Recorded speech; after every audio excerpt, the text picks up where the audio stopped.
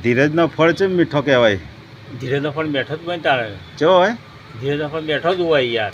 ચમ ધીરજનો રાખવી ચમ પડે કહેવાય ચમ એવું કહેવાય? અલ્યા શાંતિ રાખવી પડે આપણે બધી વાત થઈ યાર. હની શાંતિ રાખવી પડે. તારું ઉતારું બાબા ના પાકે યાર વાત કરી હતી એમને ધીરજનો ફળ ચમ મીઠો કહેવાય? એટલે ધીરજનો ફળ કોઈ પણ વસ્તુ હોય ને આપણે ઉતાર કરીએ ઉતાર કરીએ આપણે ના કરાય ઉતાર રાગ રાગ જ કરાય આપણે કોમ થાય એનો ફળ તું કોઈ હાલ પૈસા લે મારા પર પૈસા ના હું ચોહી હાલવાનું તને હાલ. એમાં ધીરજ રાખવી પડે. હા ધીરજ રાખવી પડે.